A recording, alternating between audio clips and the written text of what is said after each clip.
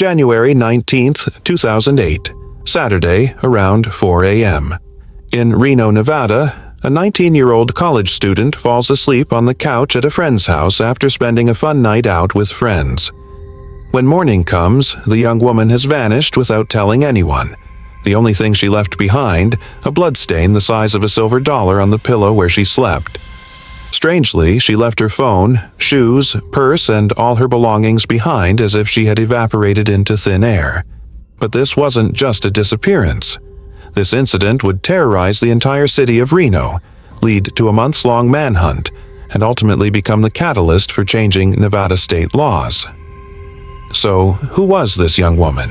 Where did she disappear to after everyone fell asleep? And why didn't anyone hear anything? We'll solve all these questions together in this video. Today, we'll take a close look at Brianna Denison's life and witness together the unfortunate incident she experienced at such a young age. You, yes, you. I see you still haven't liked the video or subscribed to my channel. Not doing these things makes me think you don't like these videos I've prepared for you. If you've liked and subscribed, let's start the video. Born on March 29, 1988, Brianna Zunino Denison was one of those rare people who touched everyone throughout her life. That's why her family nicknamed her Breezy. She was the first child of her mother, Bridget Zunino Denison, and father, Jeff Denison. She grew up in Reno, Nevada, and her mother's hometown of Mendocino, California, with her younger brother, Brighton. Her family considered her the greatest gift of their lives, and Brianna deserved this love. Those who knew Brianna talked about her smile as priceless, referring to it as $1 million smile. Her sparkling blue eyes ensured she was immediately noticed by those around her when she entered a room. But what made her truly special wasn't her appearance, it was her personality. She was extremely outgoing, compassionate, and could connect with people from all walks of life. She could be chatting with an elderly neighbor one moment, then befriending someone from a foreign country the next. People felt special and better about themselves after talking with her. Brianna's greatest passion was traveling. She had a huge interest in world cultures and traveled to every country and city she could to satisfy this curiosity. Hawaii, New York, Mexico, Jamaica, Japan, Italy, Egypt, Hungary, Austria, France. She had seen the world before even turning 19. In fact, she had studied abroad in Rome with her family for a year. These travels broadened her perspective on life and taught her to respect different lifestyles.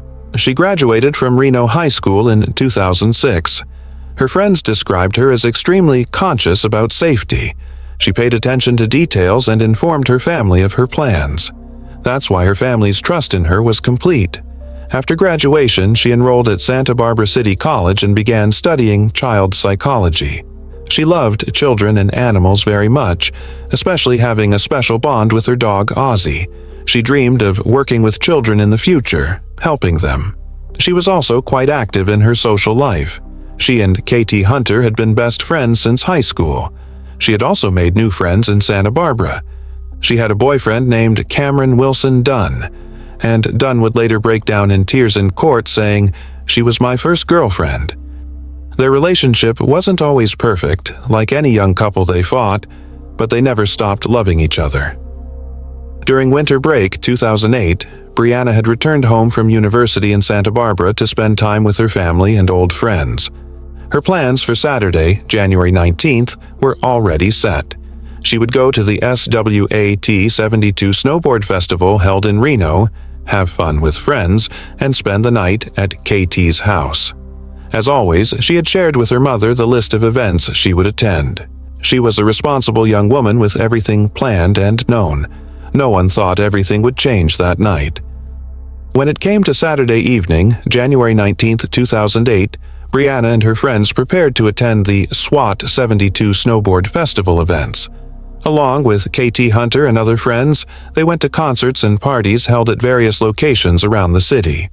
Thanks to these organized events, the night was progressing in a fun way for the young people, and Brianna was happy spending time with her friends. On Reno's cold winter night, no one could predict the disaster approaching Brianna. As the night progressed, the group began to tire. Their friend Jessica Deal wanted to leave the party early due to fatigue and go home, but instead of calling a cab, she made a dangerous decision. She got into a stranger's SUV in the parking lot and asked him to drop her off somewhere near home. Deal would later admit this was a very, very bad idea. Following this, the man was investigated as a suspect after the events, but he voluntarily came to police, wanted to help, gave a DNA sample, and was completely cleared from the case. Brianna and KT continued their night. Around dawn, they went to Mel's Diner at the Sands Regency Casino Hotel and had breakfast. Despite being tired, everything was fine with the group.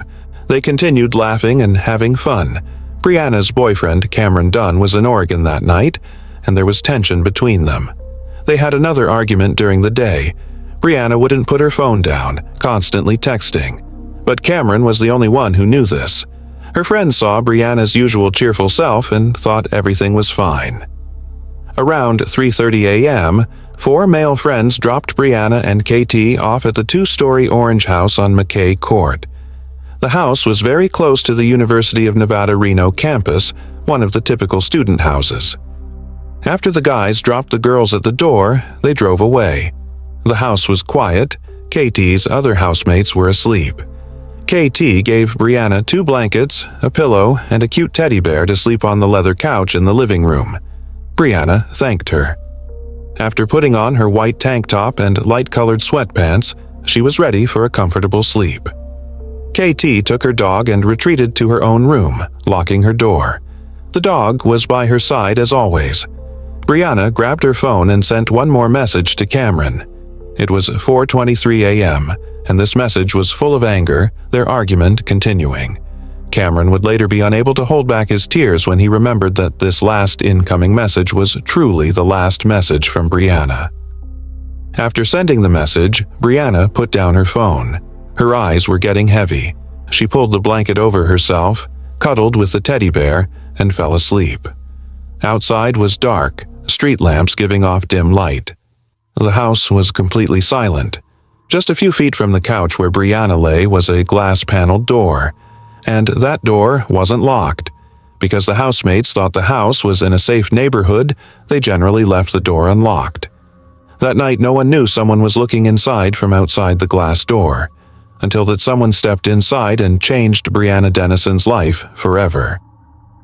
Maybe you've also encountered such irreversible situations, those moments when everything changes in an instant. Around 9 a.m., KT Hunter woke up. Everything in the house seemed normal. When she came out of her room to the living room, she expected to see Brianna, but the couch was empty. Maybe she went to the bathroom, she thought. "Bree?" she called out, but no answer came. She looked in the kitchen and bathroom but couldn't find her, then went upstairs and checked the other rooms, but Brianna was nowhere to be found. Fear began to form inside her, and KT's heart began to beat rapidly. She returned to the living room and looked at the couch more carefully to understand what had happened. The blankets were there, but something looked strange. When she looked closely at the pillow, what she saw froze her blood. She saw a bright red blood stain the size of a silver dollar. KT panicked at that moment and didn't know what to do. In fear, she began shouting throughout the house, "Brianna! Brianna!" The other housemates woke up to the sounds, ran downstairs. Everyone began searching for Brianna, but the young woman was nowhere to be found. KT immediately grabbed her phone and called Brianna's mother. "Bridget, Brianna's not here. She's missing. There's blood on the pillow." The moment Bridget Zunino Denison heard the voice on the phone, her heart sank terribly. She knew her daughter. Brianna wasn't an irresponsible girl. She wouldn't do such a thing. She immediately understood that something was wrong. "I'm coming right now," she said, and jumped in the car and drove toward McKay Court. KT made a second call, 911. Dispatch, this is Robin. Can I help you? Hi, I need the police at my house. My friend spent the night last night on my couch. She's gone, and there's something that looks like blood on the pillow, and all her stuff's still here. Within minutes, the sirens of police cars echoed through the neighborhood. When the first response teams arrived, the details were even more worrying. All of Brianna's belongings were in the house: cell phone, purse, ID, wallet. A young woman wouldn't go anywhere without these items. Moreover, the weather was freezing cold and Brianna had only worn a tank top and sweatpants that night. Her shoes were even still where she left them. When Detective David Jenkins and Lieutenant Robert McDonald arrived at the scene, they too were aware of the seriousness of the situation. "This wasn't a voluntary disappearance," Jenkins said. They examined the couch in detail. The blood had stained not only the pillow but also the couch. One of the blankets was also on the floor. When they examined the pillow more closely, they noticed something shocking. On the pillow were damages resembling bite marks. The forensic team immediately took the blood samples found and tests showed they belonged to Brianna. But there was something even more critical. During the examination, touch DNA belonging to an unknown male was found on the back door handle. Since this door wasn't locked anyway, there were no signs of forced entry inside the house. There were also no signs of struggle around the couch. Even KT's dog hadn't barked. This situation meant the attacker had moved very quickly and silently. Forensic pathologists reached a horrifying conclusion from analyzing the blood and bite marks found on the pillow. Brianna's face had been pressed into the pillow so forcefully that there was bleeding from her mouth, nose, or throat. No one had heard a scream from the living room because her face was buried in the pillow. When Bridget arrived at the house and saw bloodstains instead of her daughter, she fell to her knees. No, no, no. Mothers feel their children, and a terrible feeling formed inside Bridget. Police immediately issued a call throughout all of Reno. Brianna Denison missing. 5 feet tall, 98 pounds, blue eyes, brown hair, wearing a white tank top and light sweatpants. May have been abducted by someone who could be armed and dangerous. Those who experience such moments never forget. The city of Reno was plunged into deep fear. Following Brianna's disappearance, Reno police immediately took action. The FBI also joined the investigation. Detectives began scanning the area around the McKay courthouse. They went door to door in homes near the university campus, examined security camera footage. However, in the first days, they couldn't find any concrete leads. Brianna had vanished into thin air. But there was a development. When the forensic team analyzed the male DNA found on the back door handle, a shocking truth emerged. This DNA matched 2 previous sexual assault cases that had occurred in the same area. Police realized that the person who abducted Brianna might be a serial attacker who had been hunting on campus for months. The first assault case had occurred on October 22, 2007. In a parking garage near campus, a young woman had been attacked from behind and raped at gunpoint. The victim woman had been so traumatized that she destroyed the evidence and was afraid to report the assault. But when she heard about Brianna's disappearance, she went to police, gave detailed testimony, and helped draw a sketch of the attacker. The second assault case occurred about 2 months later on December 16, 2007. On the UNR campus, a foreign student was attacked from behind while going to her car, strangled unconscious, and sexually assaulted. The attacker then put her in her car, drove her home, and told her not to call police. A DNA sample had been obtained from this case, and this DNA completely matched the DNA found on the door handle at the house where Brianna was abducted. Police now had a definite profile: a serial rapist silently stalking his prey, escalating the violence of each attack. Since he wasn't a registered offender in the DNA database, his identity was still unknown, meaning he had no previous record for sexual crimes. On January 29, 2008, police released the attacker's description to the public and published his sketch. They also shared a strange detail. The attacker had a fetish for women's underwear. He was taking victims' underwear and leaving a previous victim's underwear at the next attack site. This was his terrifying signature. As days continued to pass, hopes were fading. Bridget and her family appeared on television every day sharing Brianna's photos, asking the public for help. Nevada's First Lady Dawn Gibbons even joined the search efforts. 1,700 volunteer people searched a 100-square-mile area. Blue ribbons were tied to car antennas and mailboxes. The city of Reno had mobilized for Brianna. Not only Brianna's loved ones, but the entire city was experiencing their pain. Saturday, February 15th, 2008, noon. A man named Albert Jimenez was returning from his lunch break at Subway. He decided to take a shortcut through an empty field near an industrial park in South Reno. As he passed by a ditch with discarded tree branches, a bright orange fabric caught his attention. When he approached and looked, he saw that these neon orange socks were on feet.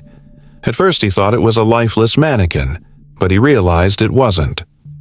Since Jimenez didn't have a cell phone, he quickly ran to his workplace and called police. When teams arrived at the scene and examined the body, they faced the terrible truth: a naked young woman's body wearing only neon orange socks. She had been left under a discarded Christmas tree in the cold, under the snow. The autopsy the next day confirmed the body belonged to Brianna Denison. She had been sexually assaulted and strangled to death with an underwear strap. 2 pairs of thong underwear were found under the body's leg. One of them had been used to commit the murder. The other was black with a Pink Panther character and pink hearts. This underwear had DNA from another woman, as well as the attacker's DNA. Police published a photo of this underwear in the public and asked the owners to come forward. Because this was critical evidence, the attacker's signature, his calling card taken from a previous victim and left at the crime scene. Months passed. 2,278 tips came in, but none led to concrete results. Police questioned all registered sex offenders, collected thousands of DNA samples. But there was no result. Brianna's killer was still out there and maybe looking for new victims. When the date came to November 1st, 2008, an anonymous tip came to the secret witness tip line that would change everything. The woman calling said her friend suspected her boyfriend based on the evidence found. The woman stated that her friend had told her something. She had found women's underwear in her boyfriend's truck that she hadn't seen before. When she saw that Pink Panther patterned thong police had published, she realized the truck description also matched. The person being reported was named James Michael Biela. Detectives immediately took action. 27-year-old Biela was a pipe fitter living in Sparks, Nevada, and a former Marine. When police researched him, very important details emerged. Biela had a Toyota Tacoma truck. He had also worked construction jobs on the UNR campus, so he knew the area very well, just as the December assault victim had described. His criminal record included an arrest in 2001 for threatening his ex-girlfriend's neighbor with a knife. The most critical detail was this. In March 2008, immediately after Brianna's body was found, Biela had hastily left Reno and started a job in Washington state. While going to Washington, he had sold his truck in Idaho. When detectives wanted to meet with Biela, the man refused to give a DNA sample or cooperate. He said his girlfriend would provide him with an alibi. But when police spoke with Biela's ex-girlfriend, Carlene Harmon, the woman stated that Biela wasn't home that night. Moreover, Harmon made an unexpected offer to police. She allowed them to take a DNA sample from her 4-year-old son. The lab results came like a bomb. The child's father's DNA nearly perfectly matched the DNA on the door handle at the house where Brianna was abducted. They now had sufficient grounds to arrest Biela. Tuesday morning, November 25th, 2008. Biela was taken into custody by police while dropping his 4-year-old son at daycare. A DNA sample was taken, and tests conducted in the lab overnight showed that Biela's DNA completely matched the DNA at Brianna's crime scene in the December assault and on that Pink Panther underwear. James Biela would be tried for murder, first-degree kidnapping, and sexual assault. The trial began in May 2010. The prosecution alleged that Biela was a serial rapist motivated by his fetish for women's thong underwear, who ultimately escalated to murder. The DNA evidence was overwhelming. All 3 victims testified in court. Defense attorneys questioned the reliability of DNA tests and called only one expert witness. Biela initially said he would testify in court, but then changed his mind. His attorneys explained that he grew up in a violent, poor family in Chicago, that his father was an alcoholic who constantly beat his mother. But the jury didn't accept these mitigating factors. On May 27, 2010, after only 6 hours of deliberation, the jury found James Biela guilty of all charges.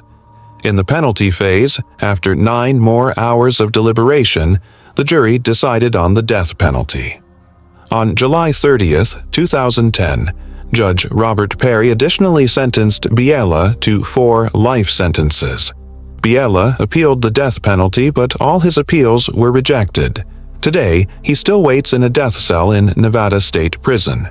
Brianna's family turned their grief into purpose. They lobbied the legislature for years, and in 2013, Brianna's Law was passed in Nevada. Now, anyone arrested for committing a crime must give a DNA sample.